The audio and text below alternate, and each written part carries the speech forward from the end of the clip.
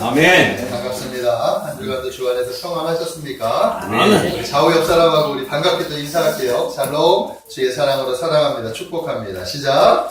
샬롬, 주의 사랑으로 사랑합니다. 축복합니다. 아멘. 아멘. 우리 안 하신 분들을 향해서 한 번 더 반갑게 한번 인사할게요. 시작. 샬롬, 주의 사랑으로 사랑합니다. 축복합니다. 아멘. 주의 사랑으로 사랑합니다. 아멘. 축복합니다.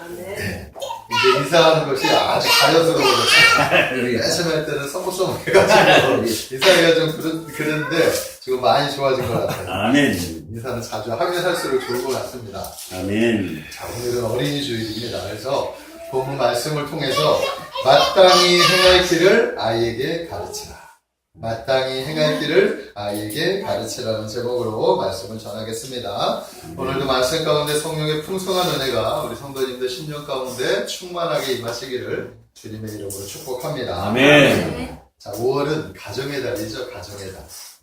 5월을 가정의 달이라고 해요. 어린이날도 있고 어버이날도 있기 때문에 부부의 날도 있고 날들이 참 많아요. 5월에는 어린이날, 어버이날, 스승의 날, 또 부부의 날, 뭐 이런 날들이 되게 많아요. 근로자의 날도 있었죠. 그래서 5월을 가르쳐서 이렇게 가정의 날 이렇게 말씀하고 있습니다.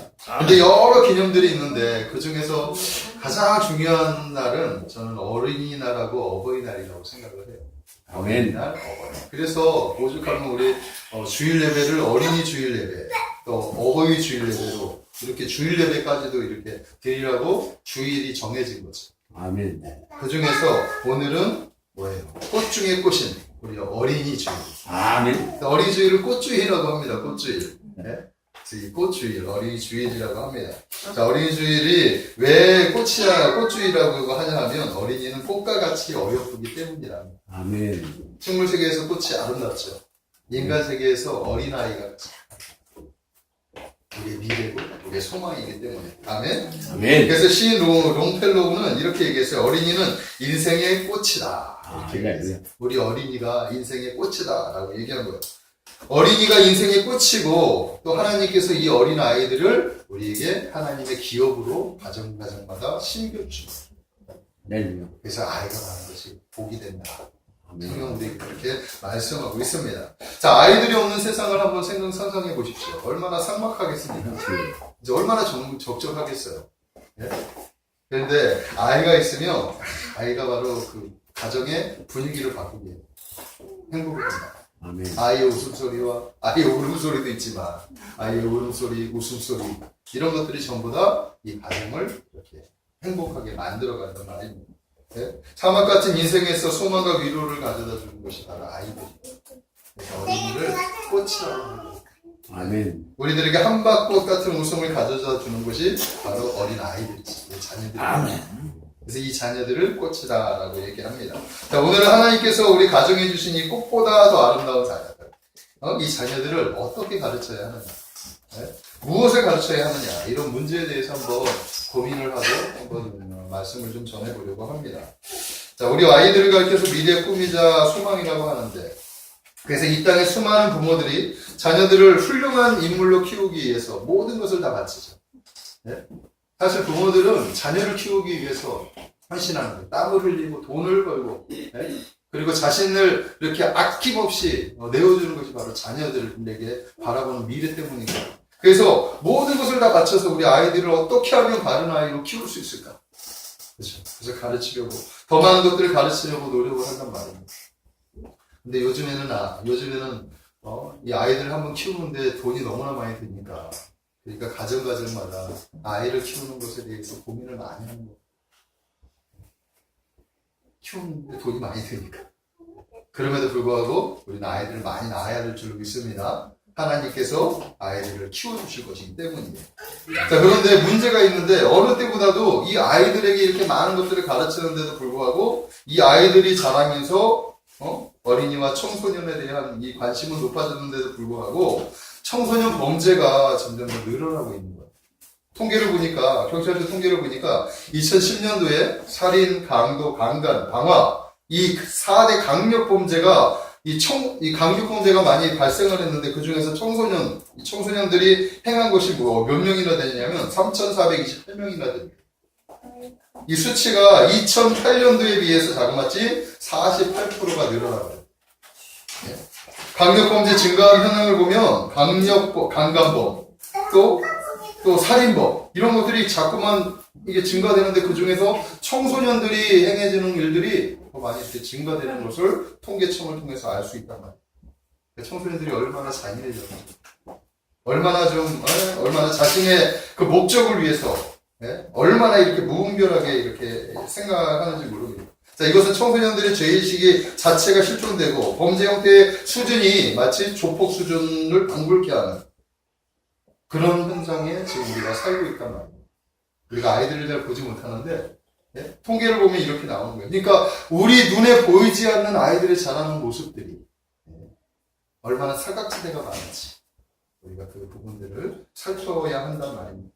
자, 이렇듯 청소년 범죄가 갈수록 늘어나고 잔인해지는 그 이유가 무엇인가 생각해보면 어른들이 아이들에게 바르게 가르쳐야 할 것들을 제대로 가르치지 못했기 때문입니다.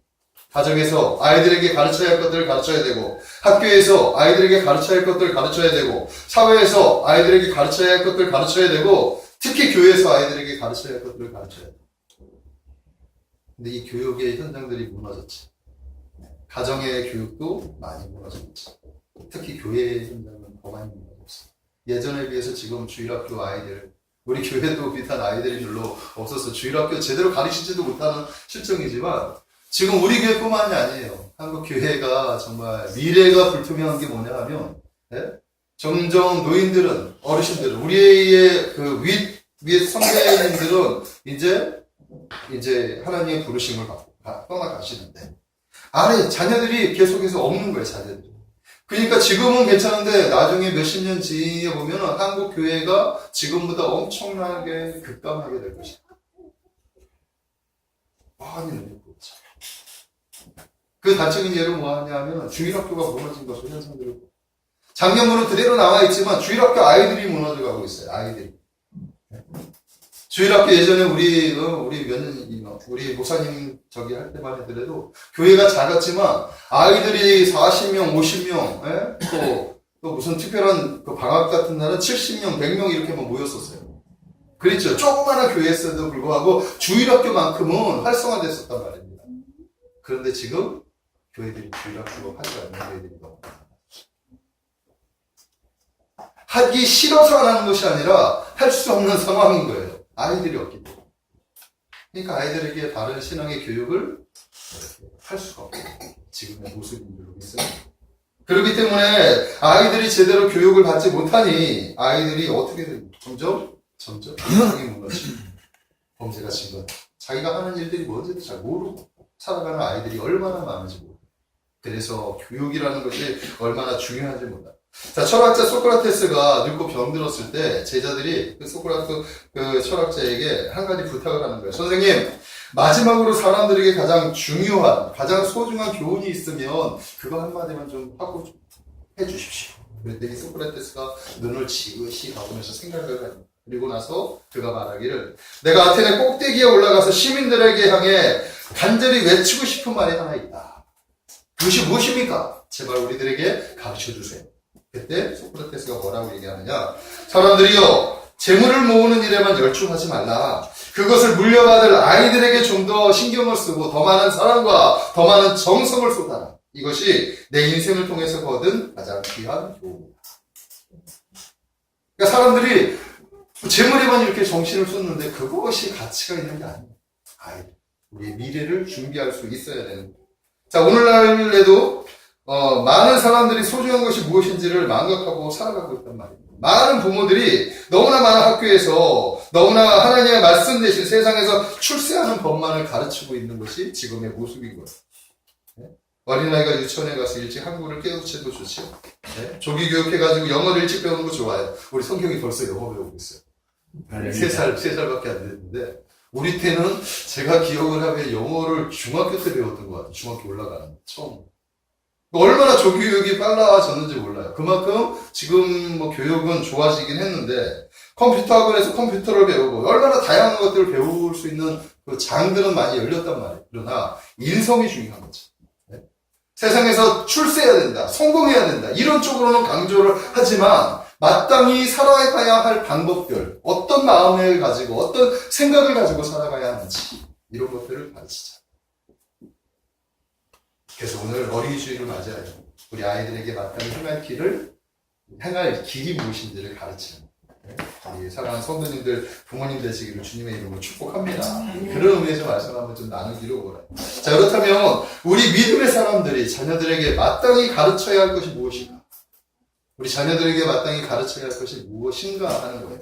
저는 몇 가지만 한번 은혜를 나누기를 원합니다. 제가 생각하는 첫 번째가 뭐냐 하면 하나님을 경외하는 법을 가르쳐야 돼요. 아멘. 우리 자녀들에게 먼저 가르쳐야 되는 게 뭐냐 하면 하나님을 경외하는 법, 믿음을 가르쳐야 되는 거죠. 웨스터민스터 소요리 문답 일문 일답에 보면 인생의 제일 목적이 무엇인가? 우리 인생의 제일 목적, 우리 사람이 제일 목적, 그러니까 사람이 이 땅에서 살아가야 할 그 목적, 이유가 무엇인가? 그것에 대해서 질문을 딱 던졌어요. 네? 그랬더니 답이 뭐냐? 인생의 제일 목적은 여호와를 영화롭게 하고 영원히 그분을 즐거워하는 것이다.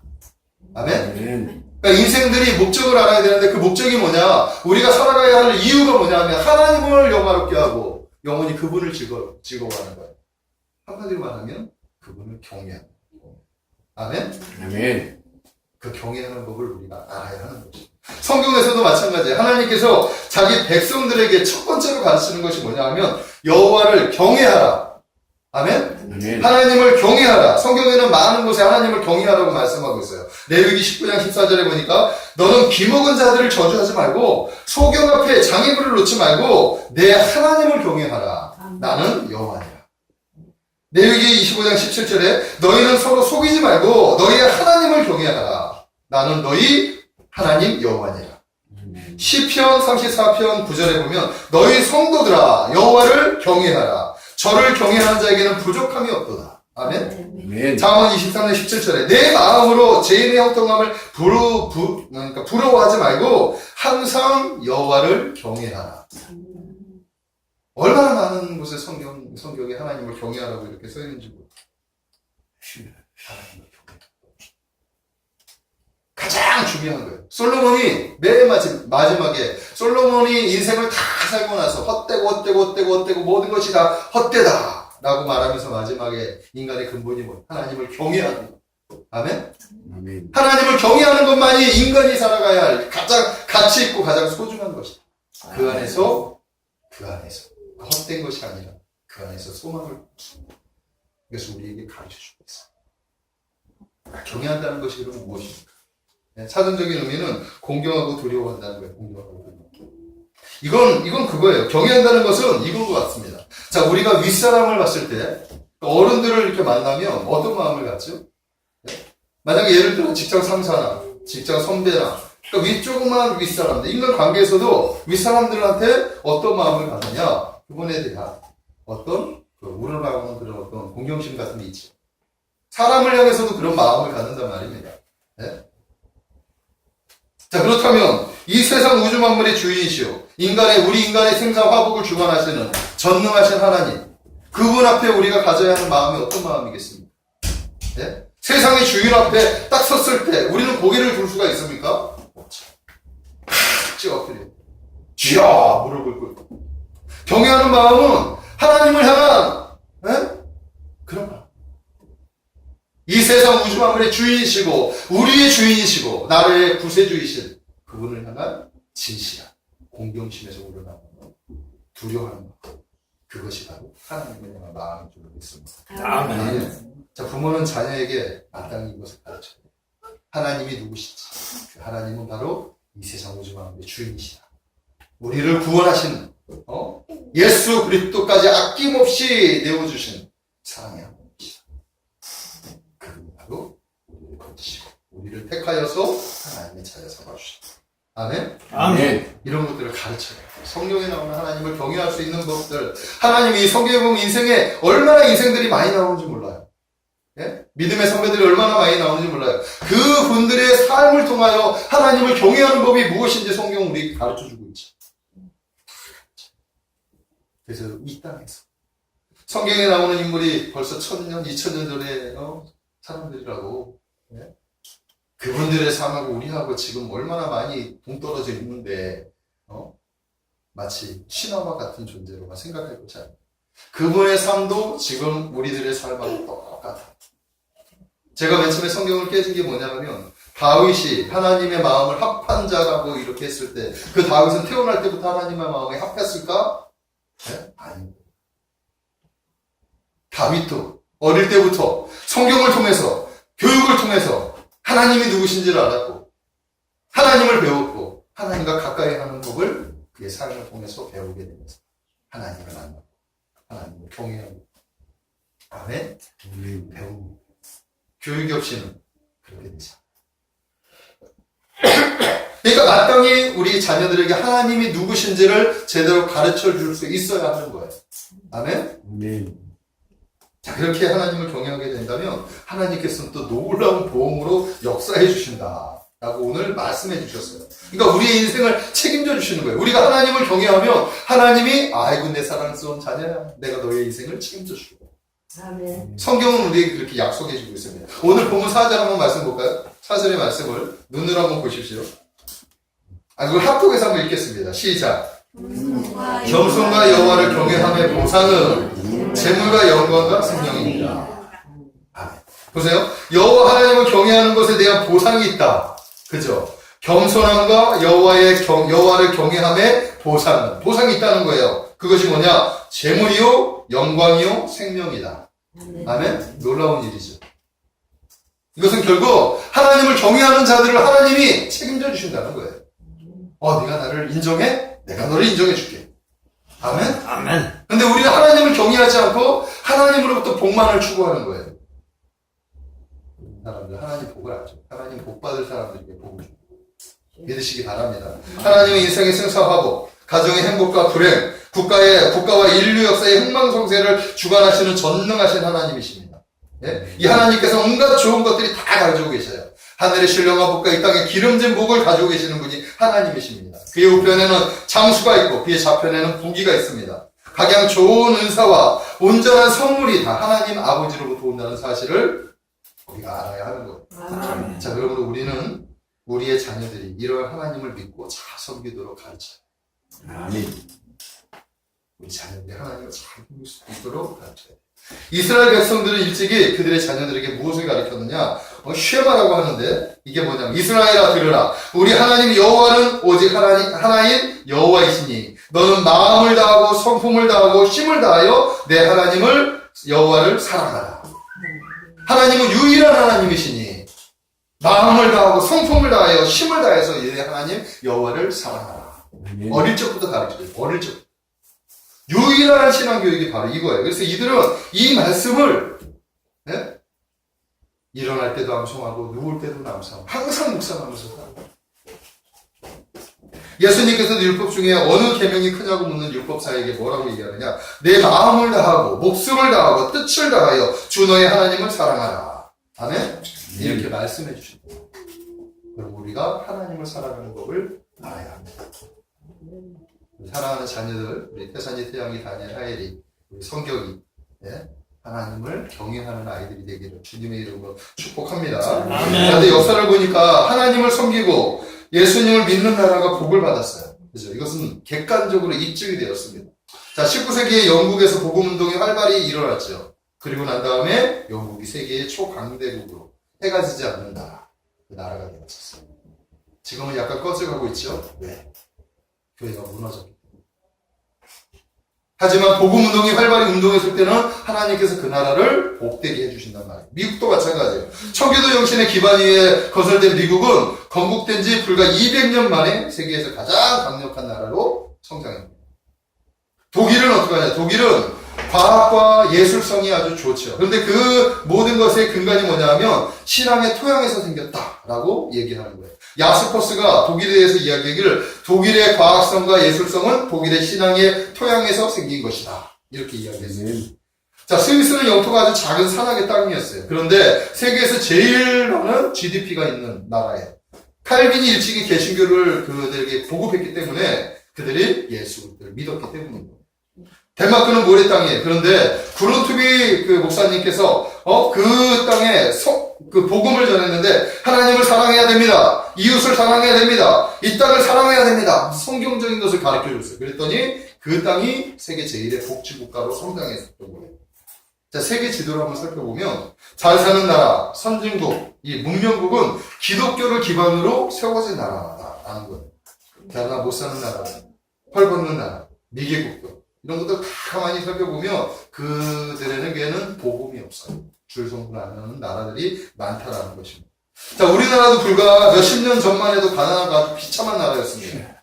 세계에서 가장 못 사는 나라 중에 하나가 우리나라였습니다. 이름조차 알지 못하던 그 공방의 약속. 그러나 기독교가 복음이 싹 들어오자 어떻게 됐습니까? 5,000년 동안 민족이 피할 수 없는 이 가난을 극복하고 지금 얼마나 잘 사는 나라가 됐습니다. 지금 여러 가지 사회 문제들은 있지만 그 문제들은 인간들이 보이고 어떤 이제 갈등들이 하지만 진짜 먹고 사는 문제에 대해서는 얼마나 풍성하게 잘 사는 나라가 됩니다. 자, 분명히 그래서 알아야 될 것이 뭐냐 하면 우리는 하나님을 경외해야 된다. 그러면 하나님께서 아멘. 우리를 책임져 주신다. 아멘. 아멘. 우리는 복을 받기 위해서 여호와를 경외하는 것이 되어서는 안 돼요. 우리가 경외할 때 하나님으로부터 복을 받는다는 사실을 분명히 알게 되시기를 주님의 이름으로 축복합니다. 아멘. 자, 두 번째는 뭐냐면 하나님의 말씀을 순종하는 법을 가르쳐야 돼요. 자녀들에게 무엇을 가르쳐야 되냐? 하나님의 말씀을 가르칠 뿐만 아니라 그 말씀을 순종하는 법을 가르쳐야 돼요. 사람이 변화되는 것은 무엇으로 변화되냐? 말씀을 통해서 변화돼요. 세상의 어떤 말씀이 아니라 하나님의 말씀이 사람을 변화시켜요. 아멘. 그래서 하나님의 말씀을 통해서 변화되지 않으면 세상적인 지식으로는 변화되지 않아요. 세상적인 지식과 세상적인 학문은 변화가 아니라 교만을 만들어요. 내가 이만큼 하는 내가 이만큼 하는 하지만 하나님의 말씀이 들어간 자는 겸손해지면서 삶 자체가 생각이 자체가 변화된다는 것을 알아야 되는 것입니다. 아멘. 그래서 하나님의 말씀이 인간을 변화시키고 인생을 가치 있게 살아갈 수 있게 만든다는 거예요. 이런 위대한 말씀의 능력은 수천 년 인류 역사에서 이미 임상실험으로 그 효능을 확증했단 말입니다. 믿으십니까? 아멘. 성경에 대해서 영국 수상이었던 사람이 그랜드 스톤이라고 하는 영국 수상이 이렇게 얘기하고 있어요. 나는 현대의 위인 95명을 알고 있는데 그중 87명은 성경을 믿는 사람들이었다. 아멘. 위대한 사람은 성경을 믿는 사람이었다라는 것을 알고 있습니다. 성경은 지금까지 인쇄된 모든 책들을 합한 것보다 더 가치 있는 것이 성경이다. 아멘. 그 성경에 대해서 말하기를 디모데후서 3장 16, 17절에 보니까 모든 성경은 하나님의 감동으로 된 것으로 교훈과 책망과 바르게 함과 의로 교육하기에 유익하니 이런 하나님의 사람으로 온전케 하며 모든 선한 일을 행하기에 온전케 하려 하시니라. 아멘. 성경이 바로 이렇게 인생을 경하시 우리를 온전케 하는 것은 성경. 아멘. 그래서 아멘. 자녀들에게 성경을 가르치는 게 주고 그리고 두 가지 하나 더. 그 성경을 순종하기. 성경 하나님의 말씀, 그 말씀을 가르치는 것에도 국한되는 것이 아니라 그 말씀대로 살아가게끔 가르쳐야 돼. 그것을 순종한다. 아멘? 하나님의 말씀을 순종하는 법을 가르쳐야 되는 거예요. 죄는 어디서부터 시작되었느냐면 불순종에서부터 시작되었어요. 이 땅에 죄가 들어왔는데 그 죄가 가만히 보니까 뭐냐면 불순종이에요. 하나님의 말씀을 듣지 않는 것에서부터 죄가 시작되었다. 자, 아담은 하나님으로부터 말씀을 들었어요. 네? 아담은 하나님께서는 이 인생을 얼마나 사랑하는지 이 세상 우주 만물을 다 창조하시고 그 중에서 또한 에덴 동산을 창조하시고 아담을 그곳에 맡겼지. 그리고 나서 그 아담에게 뭐라고 얘기합니까? 너는 이 동산 중앙에 있는 나무에 있는 선악을 알게 하는 나무 그 열매만은 네가 먹지 마. 네가 그걸 먹으면 죽을 것이다. 하지만 이거는 먹지 말되 다른 모든 것들은 네 마음대로 다 먹어도 돼. 네 마음대로 다 해도 돼. 다만 이것만큼만 먹지 마. 하나님이 말씀하셨어요. 그러나 뱀이 아담에게 찾아와서 하나님께서 정말로 그것을 먹지 말라고 하시더니 하나님 먹으면 죽는다 그랬어. 아니야. 하나님이 그것을 먹으면 네가 그것을 먹으면 하나님같이 눈이 밝아져서 너가 하나님같이 될까봐 하나님이 두려워서 먹지 말라고 하게 한 거야. 아담이 하나님의 말씀을 버리고 뱀의 말을 순종합니다.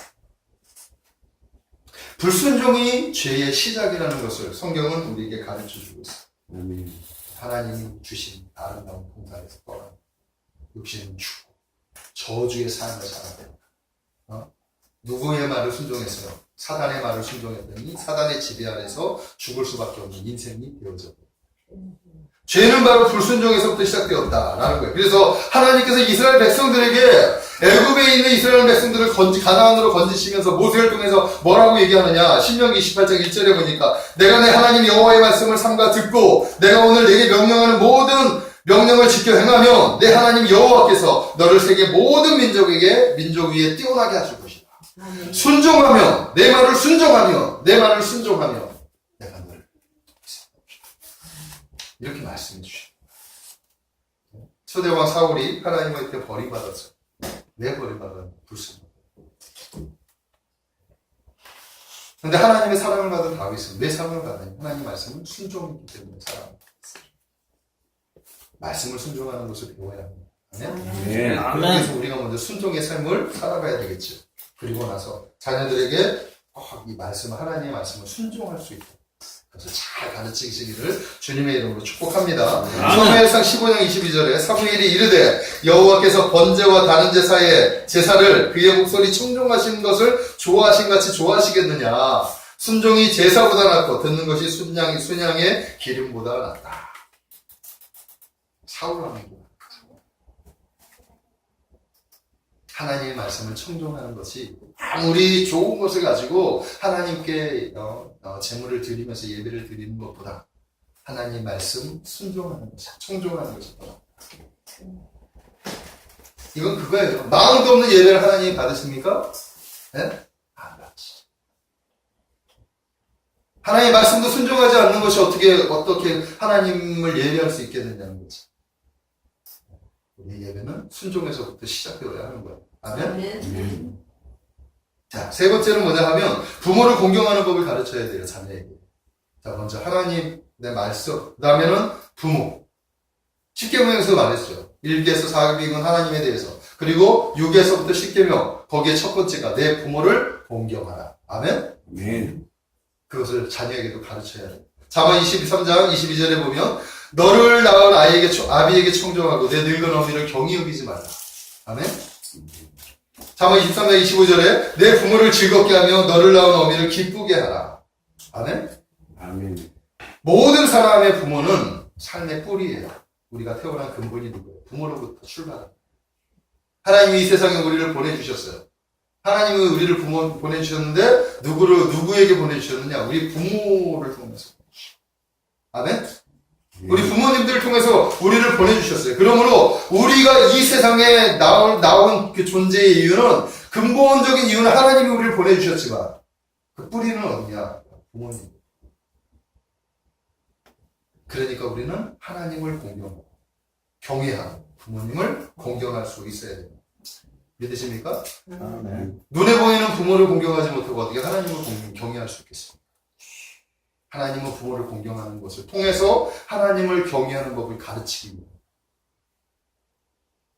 특별히 우리 사랑하는 믿음의 사람들은 부모님을 공경해야 돼요. 하나님의 말씀입니다. 다 연결되는 거죠. 하나님을 경외하는 것과 하나님의 말씀을 순종하는 것과 그리고 공경하는 것은 다 연결되는 거예요. 믿으십니까? 그러므로 이것은 하나도 빠질 수가 없는 것입니다. 이제 다음 주가 어버이 주일이라서 또 공경에 대해서 더 깊이 말씀을 드리겠지만 우리 자녀들은 부모를 공경하는 것을 알아야 돼요. 그러기 위해서 우리 부모가 먼저 부모의 부모 하나님 우리 잘해야 돼요. 공경하는 법을 가르치고 그리고 자녀에게 삶을 통해서 보여주시기를 주님의 이름으로 축복합니다. 아멘. 자, 마지막 네 번째는 올바른 가치관을 가르쳐야 합니다. 가치관. 자, 오늘 보면 1절에 보니까 이렇게 얘기하고 있어요. 많은 재물보다 명예를 택할 것이요 은이나 금보다 은총을 택할 것이다. 네? 재물보다 명예를 택하고 은이나 금보다 은총을 택할 것이다. 이것은 뭐냐 하면 보여지는 가치보다 보이지 않는 가치에 치중하라는 거예요. 아멘? 그것은 결국 내면. 이 내면은 가치관으로 내려갈 수 있습니다. 자, 어린아이들의 뇌는 백지예요, 백지. 하얀 도화지. 이 도화지 위에 무엇을 새겨놓느냐가 매우 중요합니다. 아멘? 하얀 도화지에 무엇을 새기는지 채색이 되면 그럼 그것을 잘 지울 수가 없어요.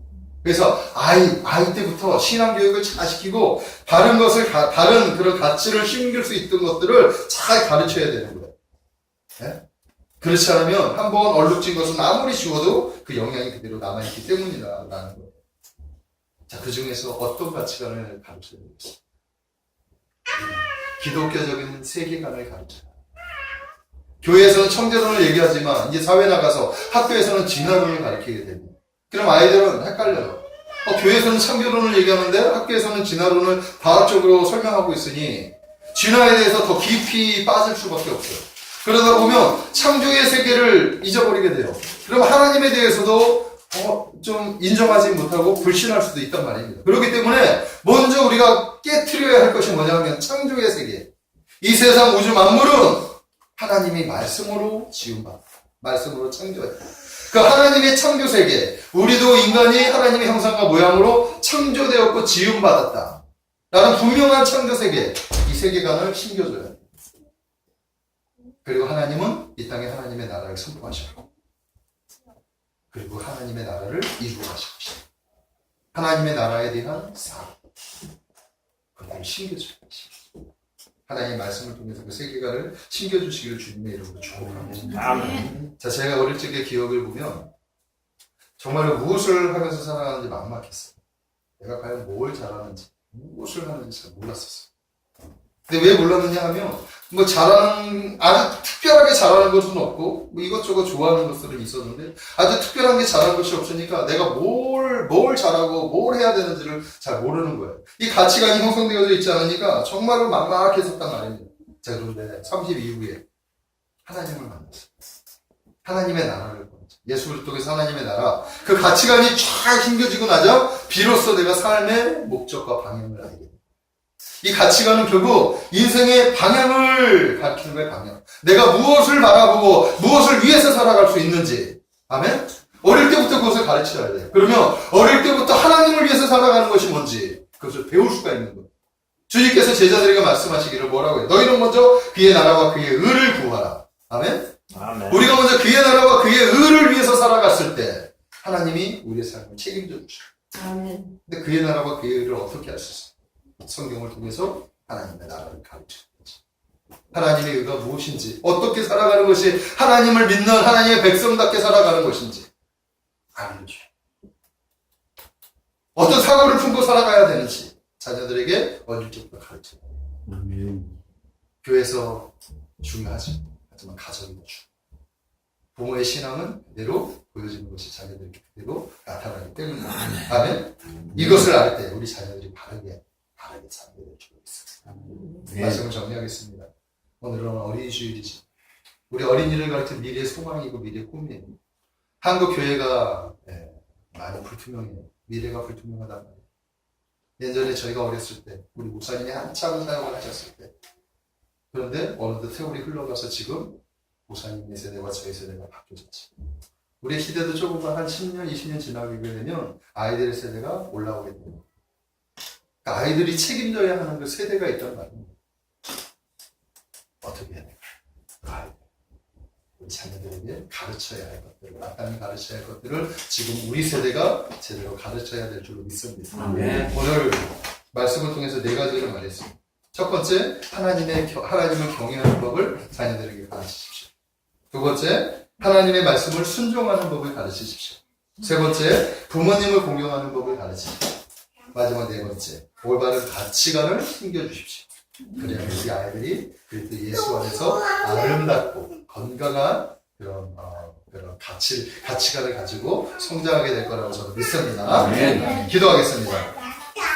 사랑의 하나님, 감사드립니다. 어린이 주일, 이 아버지 하나님, 우리의 미래의 꿈나무인 우리 어린 아이들에게 무엇을 가르쳐야 하겠습니까?